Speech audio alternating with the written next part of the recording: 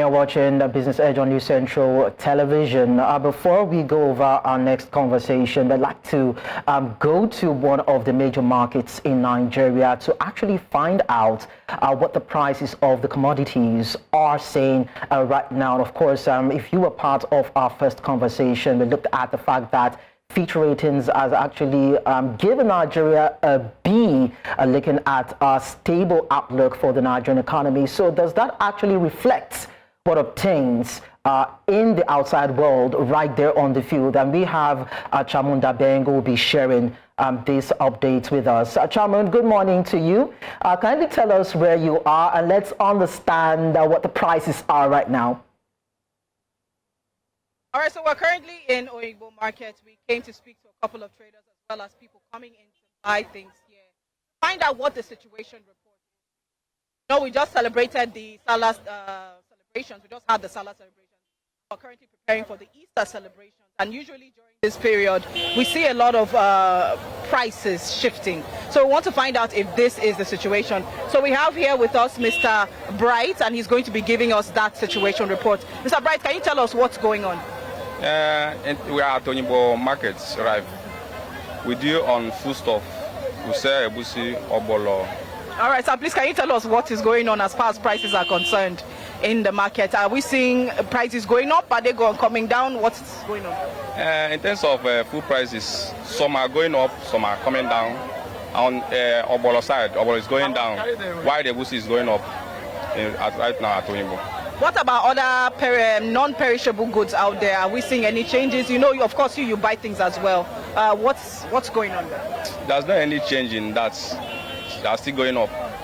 All right, so a lot of people have this, perception that during the celebration periods, people tend to hike prices. Is that what we're seeing this time around? You know, in terms of during the celebration, as celebrating this Easter period, most of the price of goods are going up. After the celebration, it might come down. But what you're seeing now, the prices are going up right now. All right, so what's the situation from people buying from you guys? What are they saying? What's been the response? They're saying why the price is going up. I say we are not the one that we are buying from the wholesalers. The wholesalers their prices are up. Why if you are buying high price, we so will sell in high price. That's what they are telling us. I said they should bear with us. At times the price will come down. All right, so as far as the cost of transportation is concerned, has there been any drop during this period or has there been a hike? They are still the same. There is no any drop. The prices are still high. All right, thank you very much. Thank you so much, Mr. Bright. Really appreciate that. So there you go. You have it. Prices are pretty much the same. You do have some products going up, but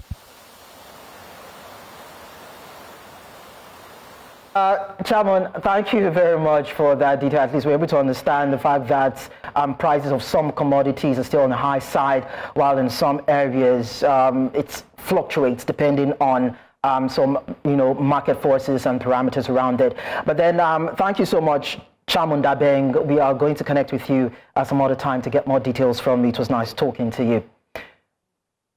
Okay, so we go over our main conversation for now. Now, the Nigerian capital market demonstrated a mixed performance in the first quarter of 2025, with the equities market recording about 5% gain, and the banking sector stood out positively while the oil and gas sector faced challenges. Now, the Central Bank of Nigeria's tight monetary policy stance supported the stability of the naira, and the government's efforts to improve revenue collection had a positive impact on investor sentiment. That's according to reports.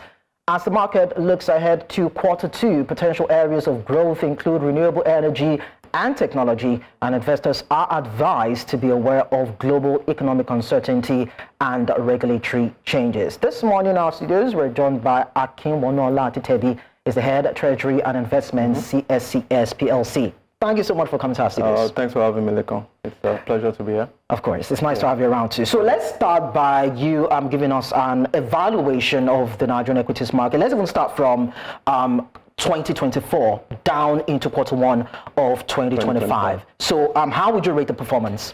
I mean, I think in 2025, Q1 2025, one word best described it: resilient, right? We've come into 2025 in a year buffeted by global economic challenges, right? The America First agenda of President Trump, right? The growing rivalry between China and the US, and what that portends for the global economy. What that typically means for the Nigerian capital markets, it's a negative, right? You have the flight of capital back to G7 economies. And also you sort of have domestic investors take a back seat, right? They shift to cash to sort of wait and see. So on the backdrop of that, you saw the capital markets grow by, as you noted, about 5% there, about the equities market. The all-share index actually did about 3%.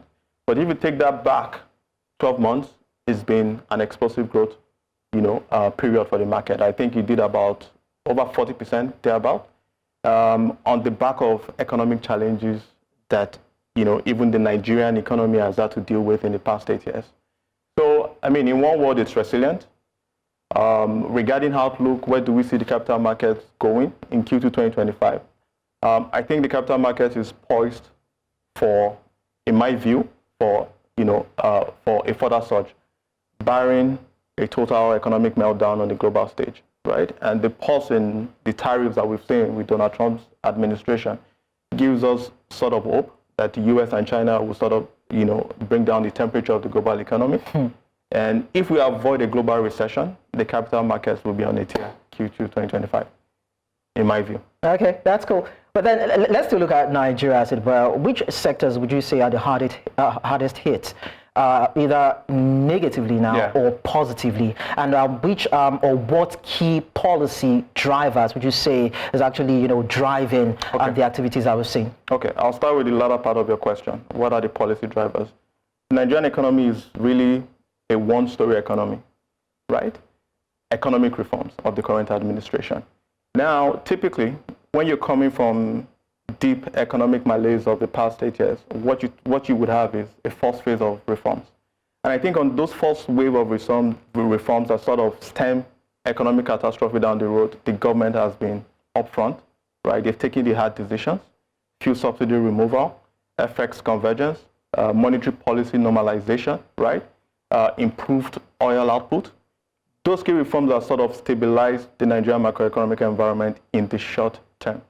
That has been a key driver of the capital markets in the past, say, 18 months, right, in my view. Where do we see that going? If the current administration continues to deepen reforms, right, they stay on the path of reforms, we could see a major acceleration in economic growth in Nigeria, right? And what that typically means is your capital markets will follow. Now, typically, your capital markets is sort of a harbinger for growth, right? So they sort of predict where the economy is going, in a sense, right? Investors are sort of ahead of the curve in that regard. But one key challenge for Nigeria is what's happening out there, right? Global recession, as we all know, means lower oil prices. Lower oil prices, as we all know, means you have to rationalize, you have to do fiscal consolidation, your currency will probably devalue. So a lot of investors are sort of on the sidelines, waiting to see how things pan out globally. We can't escape, right, the global cataclysmic, right? If US and China goes all out, into economic war territory, we can't escape it. But in terms of what we can do, the levers that we control, I think the current administration has been excellent in that regard. They need to sustain that path.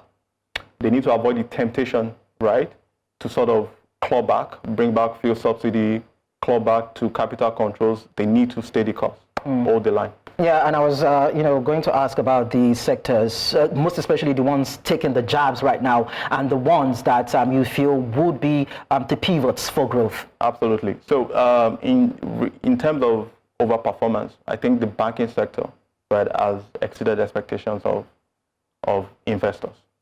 Right, you came from a period of economic contraction. You would recall that the balance of payment, right, 2 years preceding 2024, were a negative, I think negative of about 3.5 billion. You would recall that the capital market for a period of 5 years went nowhere, just traded sideways, right? You would recall that we had ballooning NPLs in the banking sector, but somehow the banks have proven that, with effective management, right, adopting global best practices, you could actually outperform the economy in a way, right? More so, they benefited from the devaluation, but you have to look at it in the context of everything, how they've managed to avoid, NPL meltdown, right? In terms of actual performance, Nigerian Exchange Banking Index rose by over 30%. So in terms of return to investors vis-a-vis capital appreciation, we've more than done well in the banking sector. In terms of underperformance, you would have to look at the industrial sector, right? A broad measure of that is the Nigerian Exchange, Industrial Index, where you have the BUA cement, right? And in, a number, Notori and a number of industrial powerhouses. And what we've seen is, conversely, right? You had a banking sector that was able to ride out the crisis, to ride out the devaluation and come out on top. For the industrials, it's been very challenging. Okay. Most of them have to take one-time FX losses that sort of depress their performance. All right, we are going to go on a break. For me, it actually, feels kind of interesting that it's in the year where we saw a recapitalization for the banks and the hike in rates. That's when the banking sector performed. But then we're still going to look at other issues attached to the NGX. But then when we go on a break and we return, we'll continue with the conversation. Do stay with us. Okay.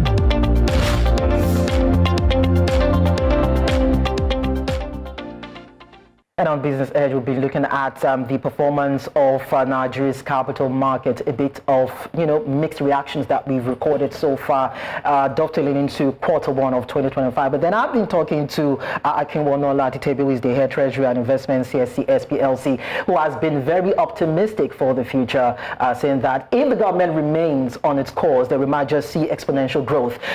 So, of course, it's nice to have you, stay with us. Off camera, we're talking about the fact that the banking sector, despite the recapitalization banks and the challenges that they had to go through with that, and the fact that there were hikes in interest rates, that was the period that they actually performed well. So I need to understand that particular part, because there were some things that you said that I think people at home need to know about. Fair enough. And thanks for having me. So you look at it in any economy, right? What is the job of a bank? What does the bank do for you? Financial intermediation. I take money from Lakon, right? I give it to my mom. I keep the spread, right?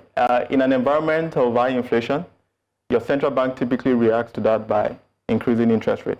That's what we all know as the orthodox monetary policy, right? Which is one of the pluses of this government, is that they've normalized monetary policy.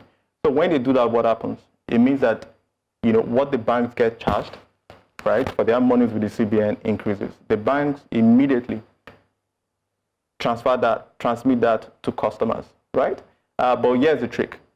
The degree to which the banks increase the interest rate to customers is not the same degree, right, to which they increase the interest rate to savers. Okay. So higher interest typically means wider net interest margins for banks. That is just half the story for Nigerian banks.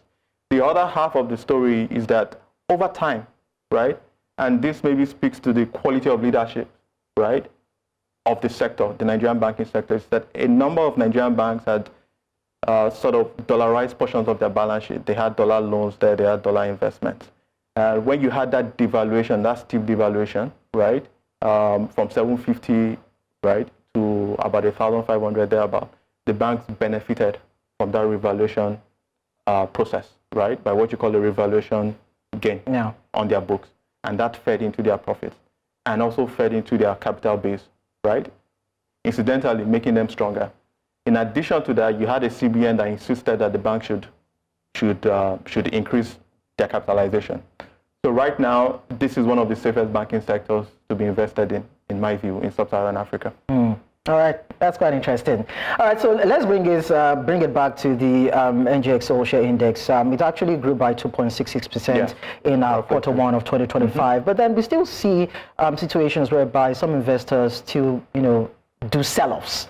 Seem to be a bit shy, so to speak. People are, taking out their funds. I'd like to understand what the perceived skepticism is about the NGX as regards that bearish momentum that we're seeing. I think that story is really about what's happening in the global economic environment.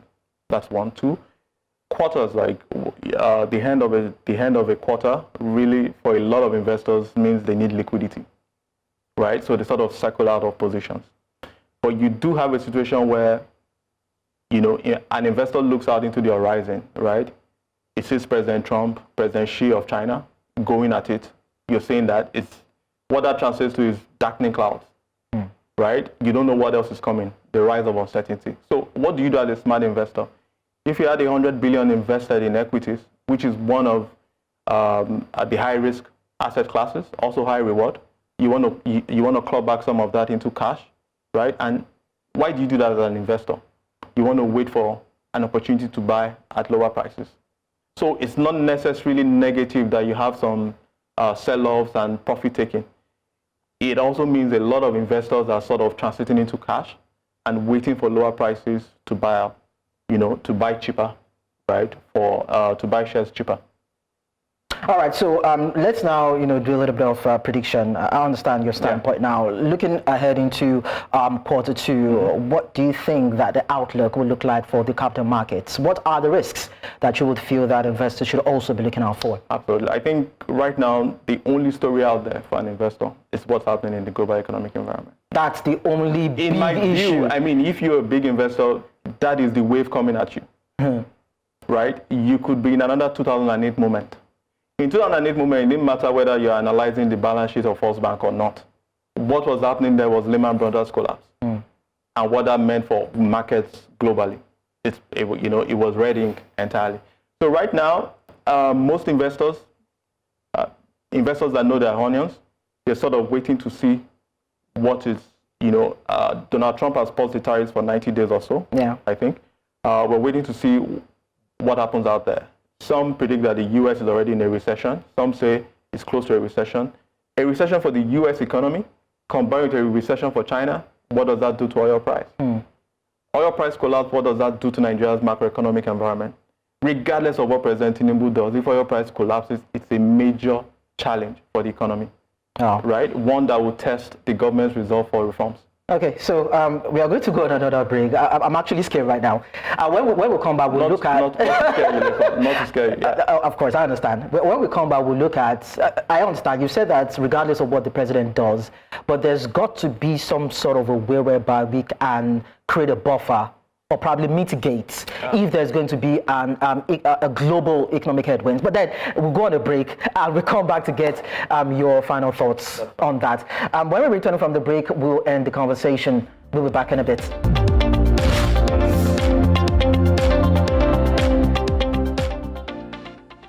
And we have been talking about Nigeria's equities market, and we are at the point where we need to understand or find out what needs to be done to improve its indices, create some sort of buffer if there's going to be any sort of global shock for the equities market and for the Nigerian economy. So quickly, Akinwonuola, what do you think Nigeria can actually do? Peradventure, there's going to be any sort of, global headwind to create some sort of a buffer for the market and for the economy? In my view, right, I think the government would need to stay the course. Okay. Right? Ultimately, we've been here before, right? Early 2000s, very low oil prices, but FDIs just kept flooding into Nigeria. So you see the darkening clouds, you see the rising risk. What do you want to do, right? You want to attract as much investment as you can, even though the wind is not behind your back. And how do you do that, right? You want to show the world that, look, you're deepening reforms, you are committed to the reform process. You want to accelerate your reform agenda and move as quickly as possible, right? You also maybe want to raise capital ahead of, the floodgates opening up, exit of capital. But most importantly, you need to have you need to continue along the path of trusted financial management for both monetary policy and fiscal, right? The path that we have now with the CBN governor and the minister CME, right, showing that they're committed to standard orthodox policies, common sense reforms, they need to show it to the world. There isn't much else you can do other than improve investors' confidence in the Nigerian economy, right? So you then need to address things like your security situation, right? You need to produce more oil to compensate for lower oil prices. Essentially, accelerate the reform agenda that you're currently on. Okay, so I'm talking about areas to further explore. We hear of the African and Middle East Depositories Association. Yes. There's going to be an annual conference coming up very soon. I'd like to understand what Nigeria stands to gain from it, and of course how that kind of collaboration actually benefits its financial ecosystem. Excellent. It's coming at a very opportunistic time, right, for Nigeria. AMIDA is a non-profit organization spanning 32 countries, right, with the singular aim of developing the local capital markets in those various countries. Now, you wonder, how do you connect that to economic growth, right? If you develop your capital markets, right, by improving the technology, by instituting global best practices, right, by ensuring that, you're at the forefront of the best policies, optimal policies in there, it attracts more investors. You attract more investors into the market, you hasten the capital formation process, right? You hasten the capital formation process, it means newer companies can raise capital to expand their operation. What does that translate to? Economic growth and expanding economy. So you could draw a straight line from AMIDA to economic growth. Okay. Now, just to add some context to it. Add about 30 seconds. Yes, the CEO of CSCS, who is the vice president of AMIDA, is committed to instituting that objective in Nigeria and across various markets. The conference we are hosting does that perfectly for us, right? It throws the spotlight on the Nigerian market. It helps sort of catalyze foreign investment as well, because it's not just a Nigerian event, it's a global event, right? It's going to be heard around the world. Okay, so we are hoping that while all these come to bed, it will actually translate into growth. Excellent. If possible, exponential growth for the market. Thank you so much, Akinwonuola Atitebi, Head, Treasury and Investment, CSCS PLC, for coming around. Thank you.